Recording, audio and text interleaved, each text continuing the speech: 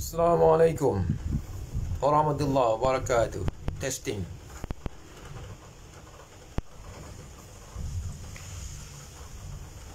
Assalamualaikum. Testing. Testing. Testing. Testing. Testing. Testing. Boleh dengar ke tak boleh dengar? Boleh dengar? Dengar. Jelas ke tak jelas? Boleh dengar ke tak boleh dengar? Okey, sila masuk.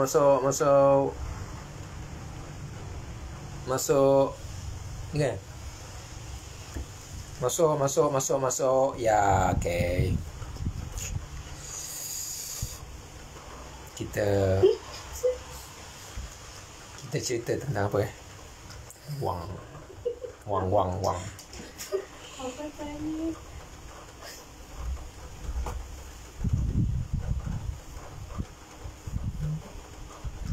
Apa itu wang? Wang. Wang.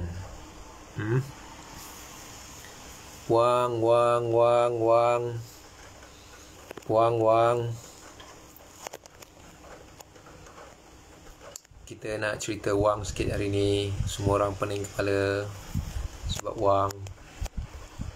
Semua orang sakit jiwa sebab wang. Ada orang bunuh diri sebab wang. Banyak betul kesan wang ni. Berapa ramai orang bergaduh sebab wang. Berapa ramai orang bermasam muka sebab wang.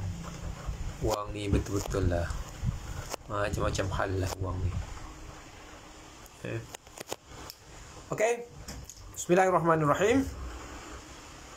Kita nak mula cerita apa itu wang. Okay. Wang beruang. Wang ni apa sebenarnya? Komen sikit. Boleh jelas Boleh dengar dengan jelas suara saya, muka saya? Boleh dengar dengan jelas Kita nak cerita wang sikit malam ni.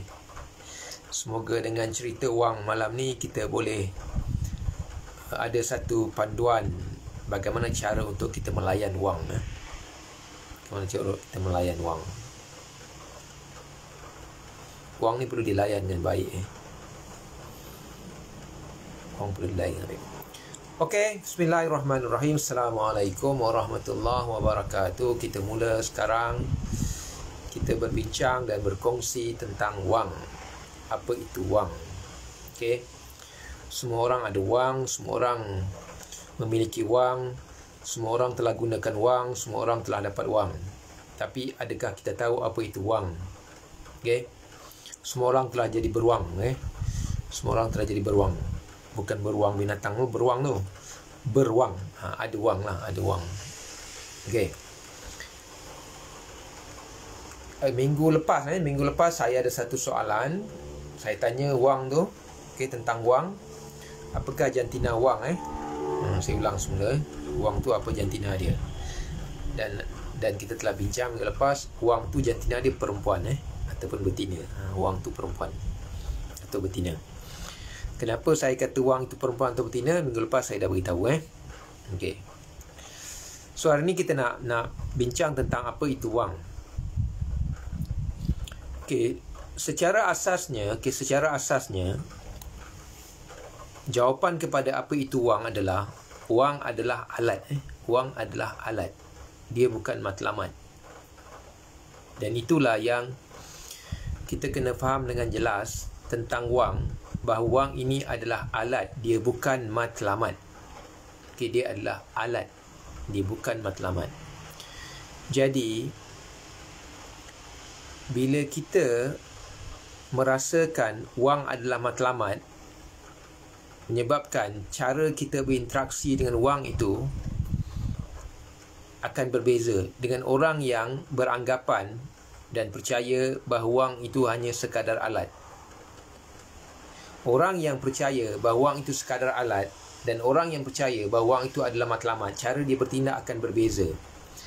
Kalau orang yang percaya bahawa wang itu adalah matlamat, dia akan buat segala-gala untuk wang sebab wang itu matlamat. Tapi sebenarnya wang ini bukan matlamat. Wang adalah alat. Dia hanyalah alat. Dia bukan matlamat, dia adalah alat.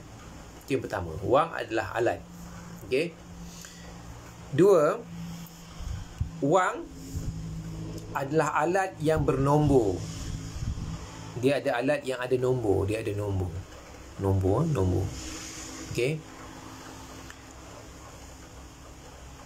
Kemudian nombor itu untuk apa? Nombor itu adalah untuk nilai. So wang adalah alat yang ada nombor dan nombor itu menentukan nilai. Bukan warna bukan warna menentukan nilai.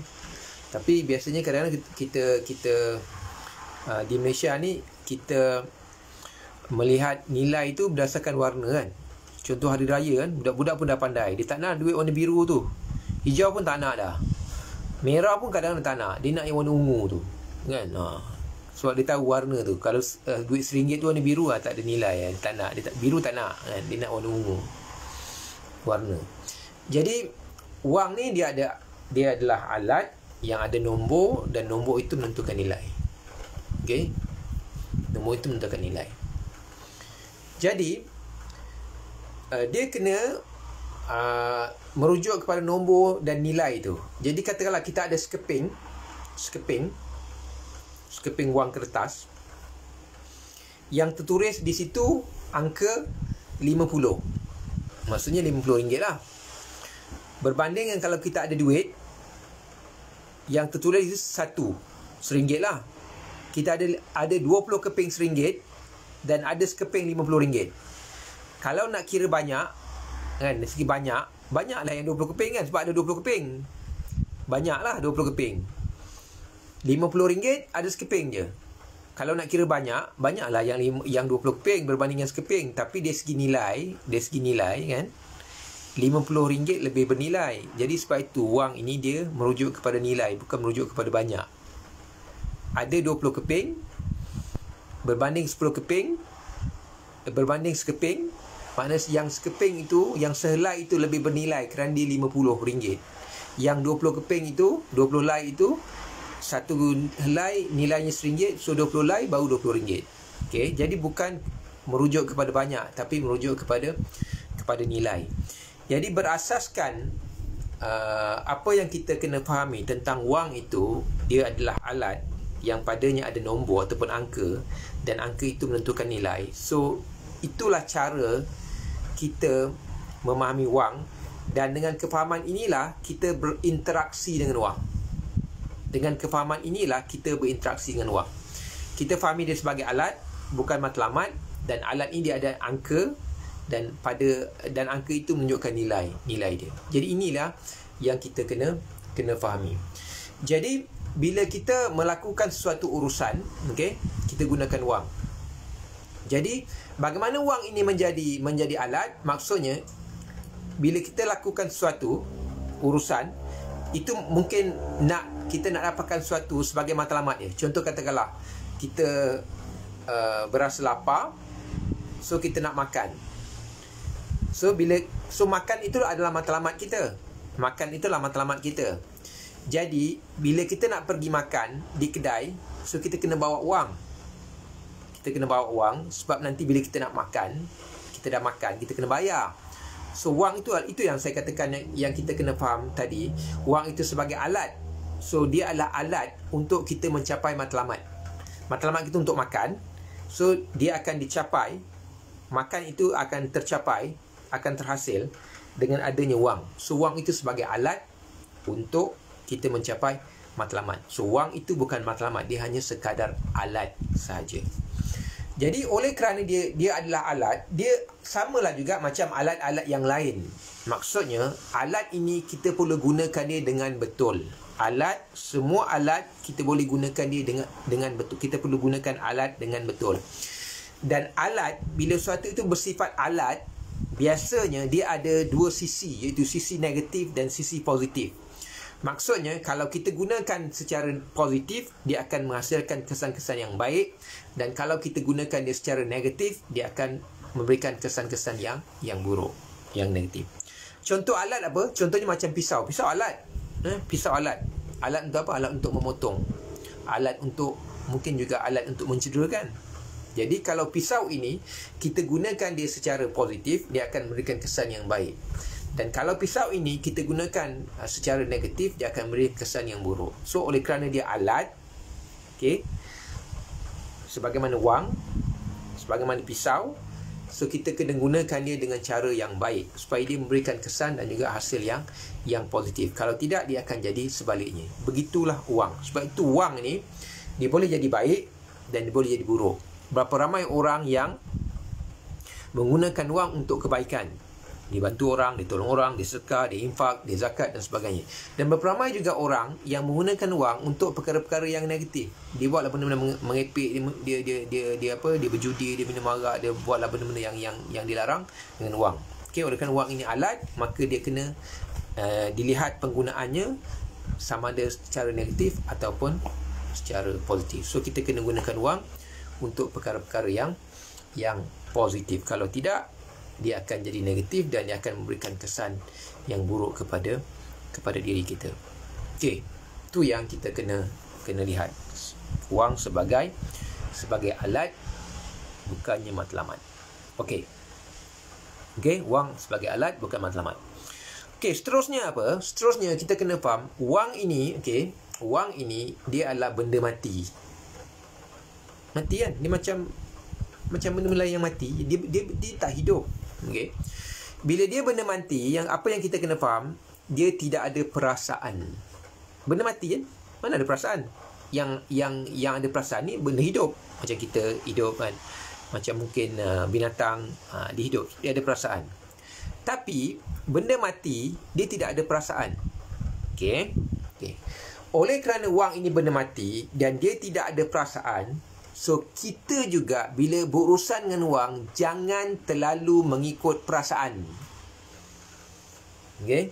Oleh kerana wang ini benda mati, dia tidak ada perasaan, kita bila berurusan dengan wang, jangan mengikut perasaan. Kenapa kita nak berperasaan sedangkan wang tak ada perasaan pun? Kenapa kita nak berperasaan sedangkan wang tidak ada perasaan? Okey, contohnya apa? Kenapa dengan sebab wang kita menjadi marah?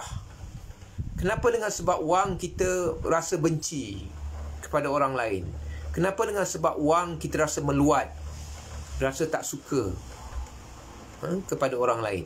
Kita bergaduh dengan orang, kita bermasam muka dengan orang kerana wang. Kenapa kita berperasaan begitu sedangkan wang tidak ada perasaan pun?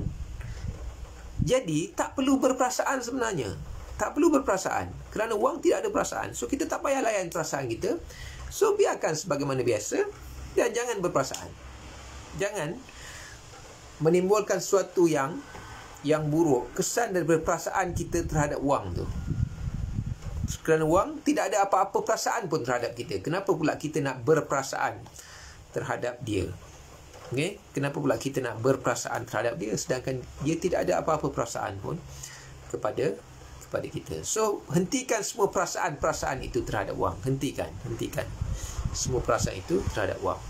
Biarkan dia. Jadi kalau tidak berperasaan, bagaimana kita nak berurusan dengan wang? So kita kena berurusan dengan wang dengan fikiran. Sebab itu perlunya pemikiran keuangan. Sangat penting untuk kita berfikiran keuangan. Pemikiran keuangan kita kena terapkan.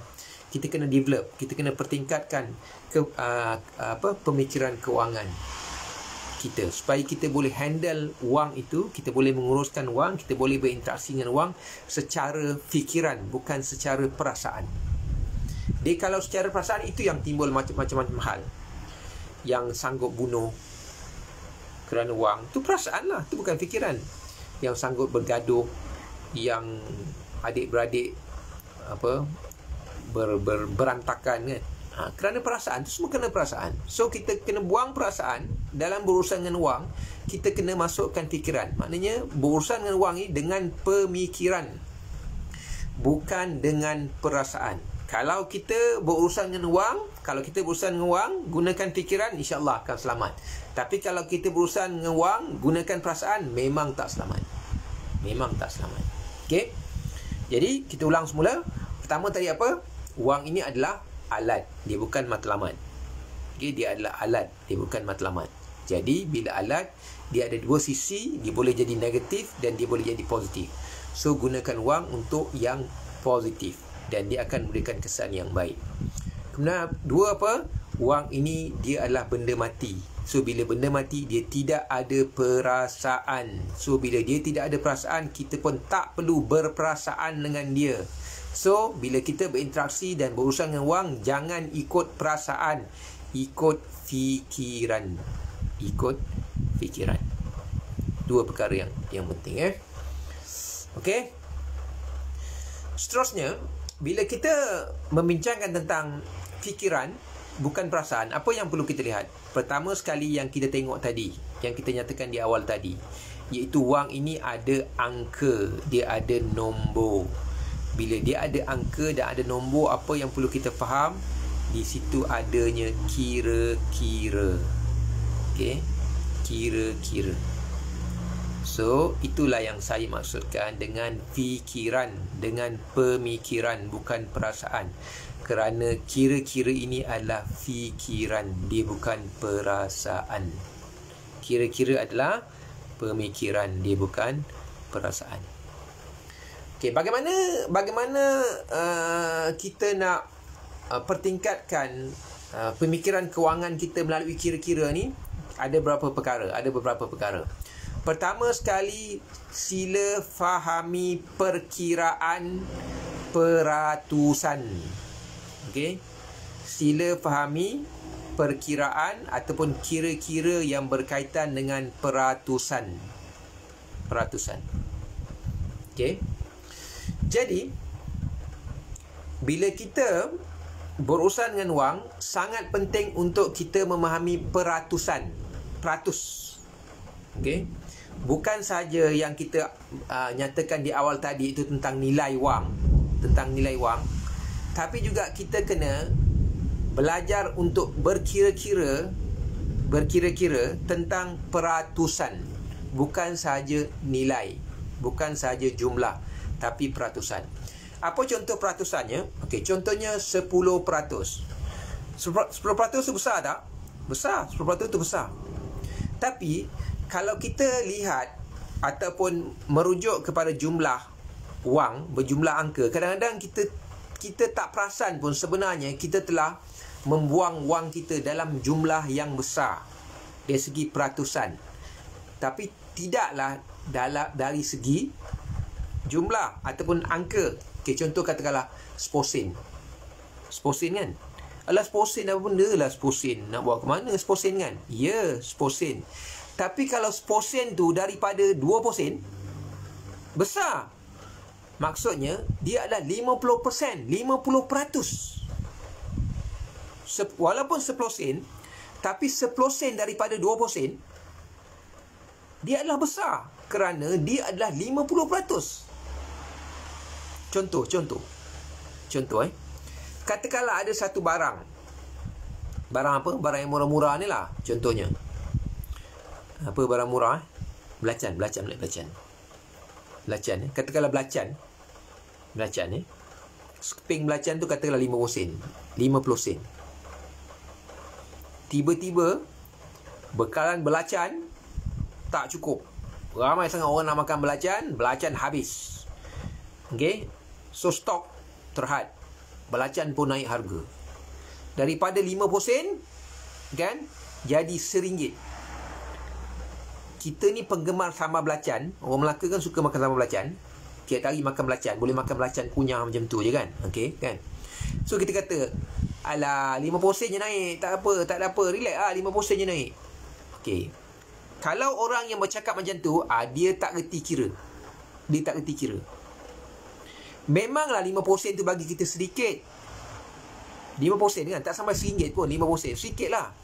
Tapi kalau kita merujuk pada case tadi, dari segi kenaikan harga, maksudnya kenaikan harga belacan tu tinggi ke rendah?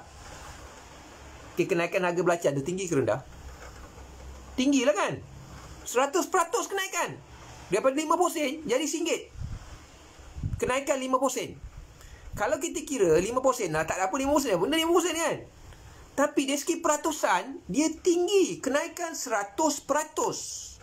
Jadi sebab itu kita kena belajar tentang peratusan untuk menentukan nilai itu. Bukan jumlah, nilai. Banyak ke sikit? Maksudnya banyak. Daripada 50 sen jadi RM1, kenaikan 100%. Jadi katakanlah ada orang janji kepada kita hari ini, kan, dia kata dia janji atau diberikan kepada kita satu peluang. Okey, abang ni ada satu peluang, abang boleh melabur. Tapi abang tak boleh melabur banyak. Abang boleh melabur satu hari 50 sen je. Abang boleh melabur satu hari 50 sen je. Tapi pelaburan ini menjanjikan memberikan pulangan 50 sen juga. So kalau abang labur 50 sen, petang karang abang akan dapat RM1. Kita pun kata, alah 50 sen je sikit now. Maksudnya kita tak reti kira macam tadi lah. Kenaikan harga belacan daripada 50 sen jadi RM1. Kita kata, alah 50 sen je, relax lah, tak apa. Maksudnya kita tak reti kira. Sama juga sekarang. Bila orang tawarkan satu peluang pelaburan, tapi boleh labur 50 sen je. Dan keuntungan yang kita akan dapat 50 sen juga. Mana kita labur pagi 50 sen, petang jadi RM1 duit kita.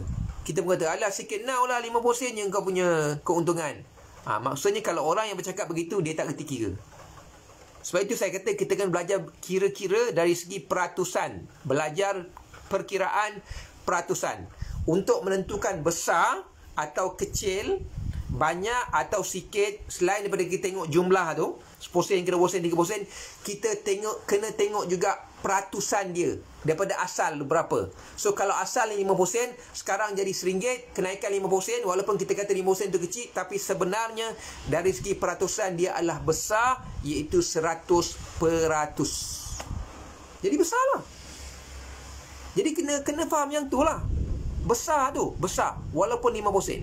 Jadi setiap kali kita berurusan dengan wang, dengan wang, kita kena kira peratusan tu. Besar ke kecil peratusan tu? Besar atau kecil? Kalau peratusan tu besar, maksudnya kita rugi banyak. Contohnya daripada tadi, contoh yang saya berikan tadi, kalau belacan tu harga asal 50 sen, jadi RM1. Sebelum ni kita hanya perlu keluarkan 50 sen untuk beli sekeping belacan tu. Tapi sekarang kita kena keluarkan RM1. Mana penamaan 100%. Kalau begitu, kalau orang kewangan, orang yang ada pemikiran kewangan, dia akan stop makan belacan. Sebab dia terpaksa belanja dengan pertambahan kos sebanyak 100%.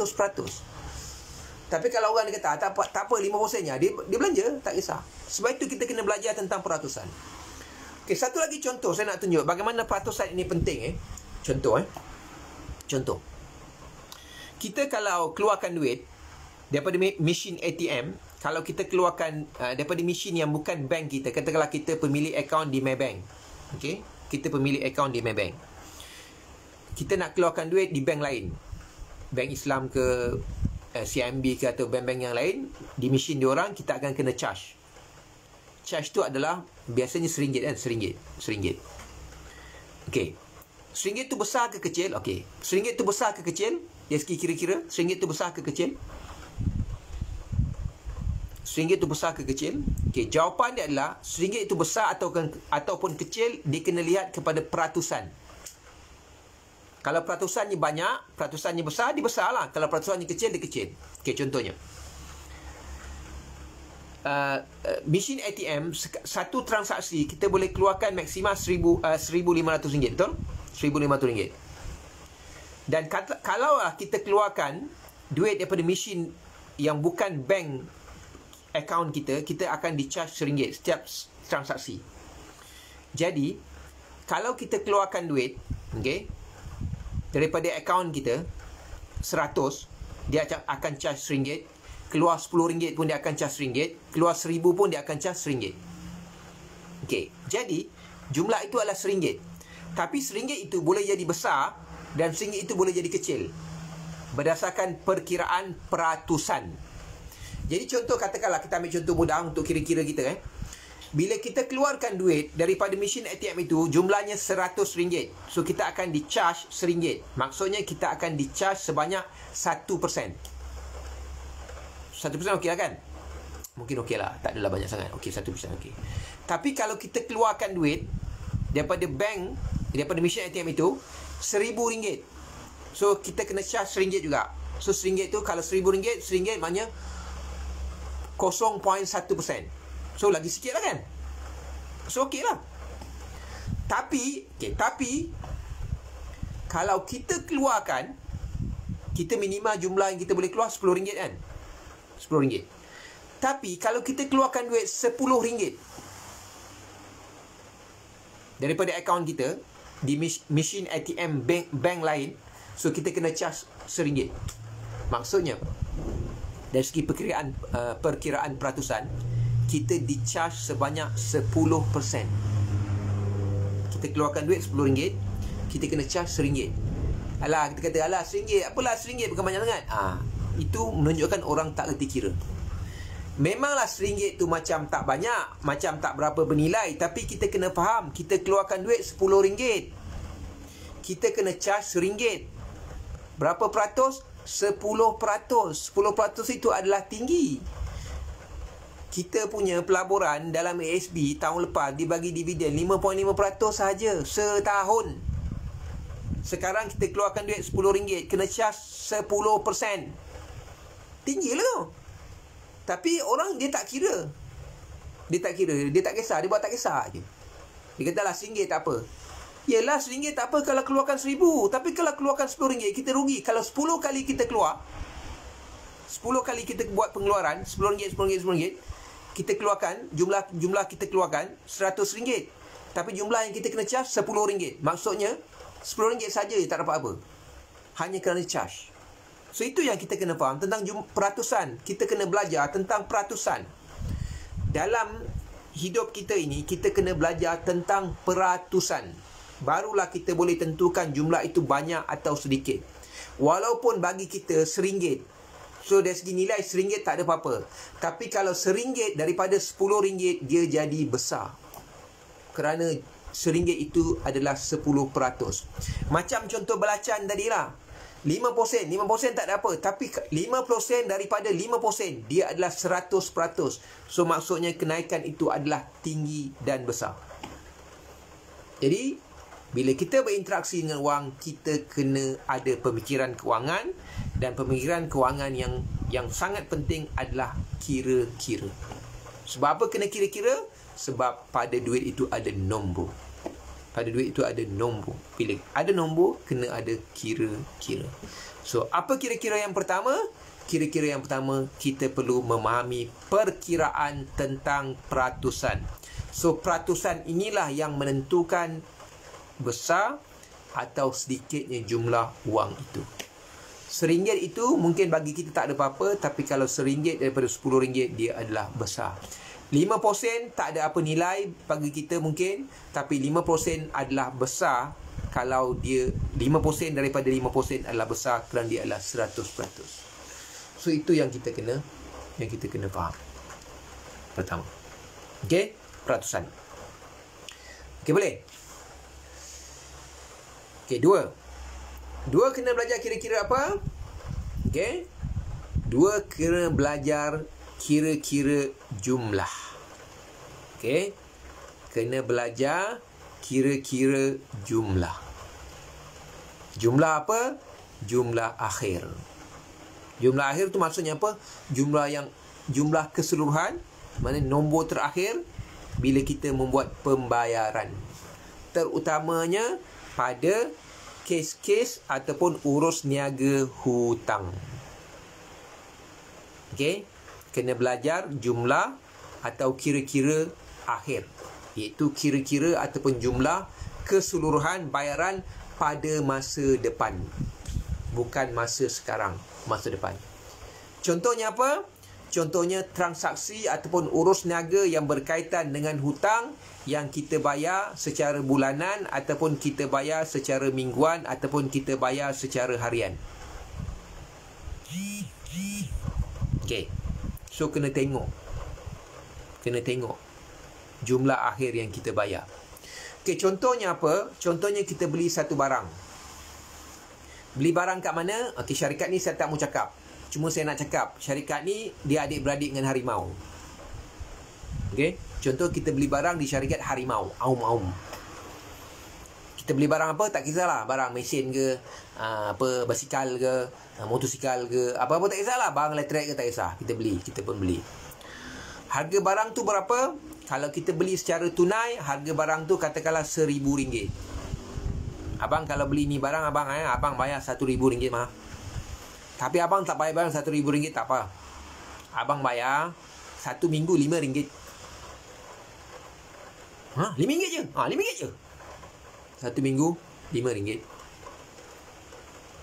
Berapa lama? 5 tahun, Ma. Kita okey lah, RM5 je. RM5 boleh lah kan? Tak banyak ke RM5 kan? Tak banyak, betul kan? Boleh kan? RM5. Boleh ke tak boleh? Boleh kan? RM5. RM5 seminggu. Kan? RM5 seminggu. So kita pun okey lah, RM5 seminggu kan?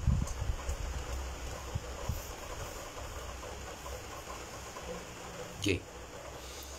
Jadi kita kena belajar lah. Kira-kira yang ni pula. Kena belajar kira-kira yang ni. Jadi kita tengok berapa. Okey. Jadi kita katakanlah kita ambil contoh apa, barang-barang yang mudah untuk kira. Katakanlah TV lah, TV. TV apa harga dia? Saya dah lama tak beli TV, tak tahu harga TV apa. Tak mudah lah Kan kita banyak-banyak payah nak kira. Kita kata letak harga TV RM1,000. Okey, RM1,000. Kalau kita beli TV tu RM1,000 cash kan, tunai RM1,000. Kita ni jenis tak sabar nak tengok TV kan. Dah lama tak tengok TV ni kan. Kita pun belilah, tak apalah. Tapi duit tak ada ni, duit tak ada. Tapi nak tengok TV kan. Duit tak ada. Macam mana? Toke-toke. Bayar Samsung boleh kah? Boleh? Boleh bayar Samsung. Abang nak yang mana? Yang paling murah lah, yang paling murah. Dia kata boleh. Seminggu RM10. Seminggu RM10. Kita okey lah, seminggu RM10. Seminggu RM10. Okey lah, seminggu RM10 kan. Dapat TV. Deposit apa? Bayarlah, kira sekarang minggu pertama lah abang bayar RM10. RM10 je. Bayar RM10 dah boleh bawa balik TV kat rumah. So kita pun belilah TV kan. Bayar RM10, dapat balik TV. Boleh tengok TV malam ni kan. Cerita apa? Apa cerita tengok lah kan. Relax lah tengok TV kan. Best lah tengok TV Okay. Seminggu bayar RM10. Selama berapa? 5 tahun. Ya Allah, lama je. TV dia bertahan berapa lama? Maksudnya 5 tahun TV tu dah jahanam punah nanti, bayar tak habis. Okay, cuba kita kira. Seminggu RM10. Okay. Harga TV asal RM1,000. Tapi kerana kita tak sabar nak tengok TV malam ni juga, dan kita dah lupa. Itu pemikiran tu, kita dah lupa. Kita ikut perasaan. Rasa tak sabar kita nak tengok TV malam ni, kita beli. Kita lupa untuk kira. Sebenarnya RM5 seminggu ni, 5 tahun berapa kena bayar? Tak kira pun, tak ambil tahu pun, lantaklah, biarlah. Yang penting RM5 seminggu. RM5 seminggu. So cuba kita kira sekejap. Seminggu RM5. Okey. Sebulan RM40. Seminggu RM10. Sebulan 4 minggu RM40. Setahun ada berapa minggu? 52 minggu. So setahun 52 minggu. Seminggu RM10. Setahun RM520. Okey. 2 tahun RM1,040. 2 tahun dah cover dah. So 3 tahun tu 3 tahun itu adalah 3 tahun yang kita menjadi hamba kepada duit. Okay. 3 tahun itu adalah tempoh yang kita menjadi hamba kepada duit. Kerana apa? 2 tahun kita dah bayar RM1,040. Harga TV tadi tunai berapa? Harga TV tadi tunai RM1,000. So kita dah bayar kan RM1,040 kan? Yes. Tapi kita kena bayar lagi kan 3 tahun berikutnya? Yes, kita kena bayar lagi. So 3 tahun berikutnya kita menjadi hamba kepada duit. Kenapa kita menjadi hamba kepada duit? Sebab kita tak kira.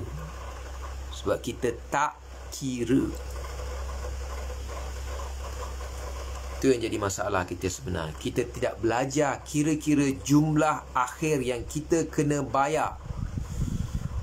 Jumlah akhir yang kita kena bayar. Kenapa kita tak kira? Sebab kita nakkan itu sekarang. Tak sabar nak tengok TV malam ni kan. So kita lupa nak kira berapa jumlah akhir yang kita kena bayar keseluruhannya. Kita hanya kira RM5. Okey lah, RM5 tu sikit je. RM5 tak apa, RM5. Okey, ambil. Atau tak apa, murah je, RM10 seminggu. Boleh RM10. Ambil. Akhirnya 3 tahun berikutnya kita menjadi hamba kepada duit. Itu yang jadi masalah kita. Samalah juga orang yang berhutang dengan Along. Sama je. Abang ambil RM1,000 Senang je bang. Ambil RM1,000 bang. Satu hari bayar RM2 saja bang. RM2 saja, RM2. Tapi berapa lama? Tak tahu berapa lama. Kenapa kita sanggup buat macam tu? Sebab kita tak kira. Kita tak belajar untuk berkira-kira, dan kita tidak belajar untuk menggunakan pemikiran kita dan buat sedikit perkiraan berapakah jumlah yang kita kena bayar secara keseluruhannya sehingga habis. Dan bandingkan dengan jumlah yang sepatutnya. Berapa ramai orang yang beli barang di kedai Harimau, kan? Barang tu harga RM1,000, dia kena bayar keseluruhan RM5,000. Barang tu harga RM2,000, dia kena bayar keseluruhan RM10,000. Barang tu RM500, dia kena bayar RM3,000. Berapa ramai orang macam tu? Berapa ramai orang yang pinjam duit Along, pinjam RM1,000 kena bayar RM10,000. Tengok apa yang berlaku. Bukan keelok kita bersabar sekejap. Bersabar sekejap. Kumpul duit, simpan duit. Kemudian bila cukup, kita belilah. Mungkin perlukan masa setahun. Tak apalah, setahun. Setahun kita susah. Kerana apa? Kerana kita simpan duit. Kena menabung, menyimpan. Daripada 3 tahun kita menjadi hamba kepada duit. Yang macam saya tunjukkan contoh tadi. Tapi ramai orang memilih untuk menjadi hamba kepada duit. Sebab dia berurusan dengan duit tu ikut perasaan. Dia bukan ikut pemikiran. Perasaan tidak sabar. Perasaan berkeinginan yang tinggi. Perasaan gelojoh. Akhirnya terjerat. So itulah yang kita kena faham tentang bagaimana sangat penting untuk belajar kira-kira. Okey, sangat penting untuk belajar kira-kira. Kira-kira apa? Kira-kira tentang peratusan dan kira-kira tentang jumlah akhir yang kita perlu bayar. Jumlah keseluruhan yang kita patut bayar berbanding dengan harga tunai dan harga hutang yang kita kena bayar secara keseluruhan. Jadi itulah yang kita kena lihat. Dan itulah cara bagaimana kita berinteraksi dengan wang. Itulah cara kita berurusan dengan wang. Wang ini dia adalah alat, bukan matlamat. Wang ini adalah benda mati, dia bukan benda hidup. Wang tidak ada perasaan. So jangan ikut perasaan bila berurusan dan berinteraksi dengan wang. Ikutlah fikiran. Berfikiranlah dengan betul ketika berurusan dengan wang, bukan ikut perasaan. Kalau kita ikut fikiran, insya-Allah kita akan selamat. Tapi kalau ikut perasaan, memang tak selamat. Sebab wang tidak ada perasaan. Wang tak ada perasaan. Katakanlah kita sebab itu, okey. Sebab itu kalau kita susah kan, kita susah. Wang ada perasaan ke? Dia kesianlah kat budak ni, kan? Kesian dia tengah susah. Ada? Tak. Dia tak ada perasaan. Wang tak ada perasaan. Dia tak ada perasaan. Dia tidak ada perasaan. Sebab itu kita jangan membuat keputusan dengan perasaan. Sebab dia tidak ada perasaan. Kita kena buat keputusan dengan fikiran. Okey? Jadi itu antaranya yang kita boleh kongsikan malam ni tentang wang. Sedikit perkongsian malam ni. Nanti kita sambung lagi. Okey, kita sambung lagi. Dan itulah yang kita kena bermula hari ini kita kena pertingkatkan kita punya kemahiran dan pengetahuan tentang wang. Okey, saya buat sedikit kesimpulan. Apa itu wang? Kita kena fahami wang itu adalah alat. Alat apa? Alat yang ada nombor. Dan pada nombor itu ada nilai. Okey, dia alat, ada nombor, dan pada nombor itu ada nilai. Jadi bila kita fahami dia adalah alat, okey, dia adalah alat, dia boleh digunakan dua sisi. Sisi baik, sisi positif dan sisi negatif. Okay, dua sisi lah alat, kan? Kita boleh gunakan baik dan tak baik. Pulang pada kita. Okay, jadi kita tak ada isu nak kata wang ni punca kejahatan. Tak. Wang juga boleh menjadi punca kepada kebaikan. Dia adalah alat, macam alat-alat yang lain, macam pisau, macam senapang, macam pistol, kan? Benda-benda alat yang lain. Dia boleh positif dan boleh negatif sebab dia alat. Okey. Dia bukan matlamat, dia adalah alat. Kemudian okey, wang ni oleh kerana dia alat, dia benda mati, dia tak ada perasaan. So tak payah ikut perasaan. Bila kita berurusan dengan wang, nak buat keputusan jangan ikut perasaan, ikut fikiran. Sebab wang tidak pernah ada perasaan terhadap kita. Kenapa kita perlu berperasaan terhadap dia? Sebab dia tidak berperasaan terhadap kita. Kenapa kita perlu berperasaan terhadap dia? So jangan ikut perasaan, ikut fikiran. So bila kita nak ikut fikiran, kita kena bina pemikiran keuangan. Kita kena bina pemikiran keuangan. So apakah kemahiran-kemahiran ataupun keperluan-keperluan untuk kita membina kemahiran keuangan? Pertama sekali tentang perkiraan mengenai peratusan. Untuk menentukan besar atau kecil, tengok peratus. So kalau peratus tu besar, besar lah. Kalau kecil, kecil lah. Jangan tengok jumlah. Contohlah 10 sennya tak apa. Tapi kalau 10 sen daripada 20 sen, 50%. Maksudnya tinggi lah. 10 sen daripada 20 sen. So tinggi lah. Okay. Sama juga kalau sesuatu yang melibatkan keuntungan. Kalau kita kata apalah untung 50 sen je, kan? Kita apalah untung 50 sen je, sikit sangat, ciput untung 50 sen. Tapi kalau katakanlah kita nak berniaga, barang tu kos dia 50 sen, untung 50 sen, tinggi lah. Maksudnya 100% keuntungan. So boleh berniaga lah barang tu. Kalau ada satu barang yang kos untuk barang itu 50 sen dan kita boleh jual dengan harga RM1, kita pun kata, alah ciput lah untung 50 sen. Itu maksud tak kerti kira lah tu. Maksudnya, kalau untung 50 sen, kos 50 sen, tinggi lah tu, untung 100%. Ingat senang nak niaga untung 100%. Jadi, apa yang kita perlu buat? Volume lah. Itu lagi satu kira-kira. Volume, jumlah kena besar lah. Walaupun untung 50 sen, macam bagi sebagian orang lah sikit je untung 50 sen je, tapi kena faham kos dia 50 sen. Kos 50 sen boleh jual RM1, mana untung 50 sen, maksudnya tinggilah untung tu, untung 100%. Jadi apa yang kita perlu buat untuk dapat banyak? So juallah banyak. Juallah banyak. Kalau kita boleh jual 1000 unit, kita ada untung 500. Kalau boleh jual 1 juta unit, kita ada untung 500,000. Yang kita kata 50 sen, nak 50 sen ciput je, tak. Jangan. Sebab itu kena belajar peratusan. Sebab peratusan ni akan menentukan jumlah dia besar atau kecil. Jangan hanya melihat nilai. Tapi sebahagian kita tak faham tengok nilai. Tengok nilai. Contoh katakanlah, berapa harga projek tu? Projek tu 10 juta, bos. 10 juta. Berapa kos nak buat?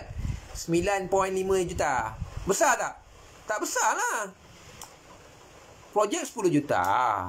Kos dia 9.5 juta. Tak besar lah. 5% je untung. Tak besar sebenarnya. Tapi kita tengok, banyak untung, 500,000 lah untung. Itu masalah kita. Sebenarnya tak besar. Sebab nanti kita tak tahu, ada miscellaneous, perkara-perkara lain yang akan berlaku mungkin.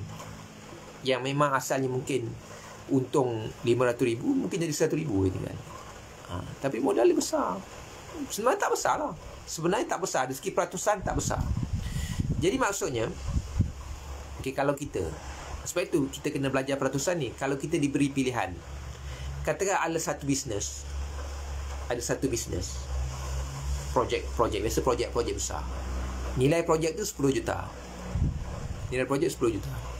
Kos projek 9.5 juta. Kan?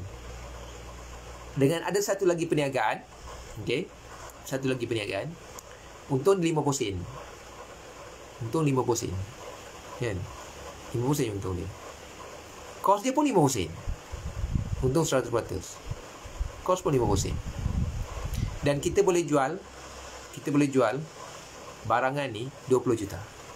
Kita boleh jual 20 juta unit barang ni. So mana kita nak? Kalau orang yang kata, Ni lah bagus projek ni. Projek ni untung 500,000. Kan? Ini apa barang 50 sen je untung satu. Dia tak kira lah. 50 sen satu. Tapi kalau kita boleh jual 20 juta unit, dapat juga 10 juta. 10 juta unit kan? Kita boleh jual 10 juta unit, dapat juga 10 juta. Sedangkan kos dia baru 5 juta. Ada untung 5 juta. Yang tadi kos dia 9.5 juta, untung 500,000 je. Kan? Nampak? Itu yang kita kena lihat tentang peratusan. Sangat penting untuk belajar peratusan. Kemudian apa lagi yang kita perlu belajar? Belajar kira-kira jumlah akhir. Jumlah pembayaran akhir keseluruhan. Jumlah pembayaran akhir keseluruhan. Kena tahu berapa jumlah pembayaran keseluruhan untuk menentukan banyak atau sikit. Katakanlah kita beli satu barang. Okey, beli satu barang tunai RM1,000. Hutang sebulan RM100 selama 10 bulan. Sebulan 100, 10 bulan 1,000. Sama. Okey. Okey, sama okey. Kenapa okey? Baguslah kan? Bayar lambat tapi jumlah sama. Bayar lambat tapi jumlah sama, okeylah. Tapi kalau nak beli cash pun lagi bagus. Tapi kalau bayar lambat tapi jumlah sama, okey, ataupun jumlahnya tidak melebihi 10%. Tidak melebihi 10%. Katakanlah contohnya bayar 1,000 cash tunai beli RM1,000, tapi hutang bayar sebulan 100 selama 11 bulan. Contohlah. So kita kena bayar 1,100. Masih okey lah sebab 10%. Jadi kalau lebih 10% dianggap tinggi. Bawah okey. Okey lah kalau macam tu kan. Tapi kalau sampai macam tadi, contohnya barang harga RM2,000, barang harga RM1,000, kena bayar sampai RM5,000, RM3,000, RM4,000. Memang sangat-sangat merugikan. Itu sebab yang saya kata minggu lepas, kita orang miskin ni bertambah miskin. Sebab apa? Kita bagi orang kaya duit. Syarikat Harimau tu, toki dia kaya raya. Kenapa dia kaya raya? Antara hasil dia duit ni lah. Kan, duit ni lah. Motosikal yang harganya RM5,000, oleh kerana bayar hutang jadi RM10,000. So dia dapat untung RM5,000. Itu baru seorang. Berapa ramai orang yang beli motosikal secara hutang daripada syarikat Harimau tu? Berapa ramai orang beli peti ais, beli mesin basuh daripada syarikat Harimau tu? Mesin basuh yang asalnya RM600 kalau beli cash, kat dia jadi RM1,500, RM2,000 sebab bayar hutang sebulan RM5, seminggu RM5. Ni nasib baik dah tak ada syarikat ni kan. Syarikat apa dulu tu? Court Mount kan. Ada sekarang Court Mammon ada lagi. Tu memang maut lah. Court Mount tu memang maut. Siapa beli barang memang maut lah. Memang maut. Sebab dah tak ada lah sekarang. Bagus, Alhamdulillah. Kalau tidak, berapa ramai orang terkena. Siapa yang kena? Kita. Sebab apa? Perasaan. Tak belajar kira-kira. Tak apa, seminggu RM2 je dia. Seminggu RM2 tak boleh lah, RM2 seminggu. Kira lah. Tak kira kan, tak kira hujung kan. Tak apa, RM2 je, sikit je RM2, tak banyak RM2. Dia tak kira yang hujung dia bayar keseluruhan tu berapa. Itu yang jadi masalah kita kan. Tapi menabung tak nak pula buat macam tu. Cuba menabung satu hari RM2 kan. Sebulan dah ada RM60. Kalau kita menabung secara konsisten, simpan duit kan, sehari RM2, sebulan ada RM60. Okay, RM60. Setahun 12 bulan ada RM720. Kalau 10 tahun ada RM7,200. Ada duit kan? Tapi kita tak buat. Kita tak buat. Akhir tak ada duit. Tapi yang tu kita menabung je lah. Tapi bukan menabung untuk kita lah, menabung untuk orang. Menabung untuk orang. Seminggu RM5, seminggu RM10, seminggu RM20 kan? Kita menabung untuk orang. Sebab itu orang kaya, kita tak kaya. Sebab kita menabung untuk orang, kita tidak menabung untuk diri kita sendiri kan? Ini yang jadi masalah.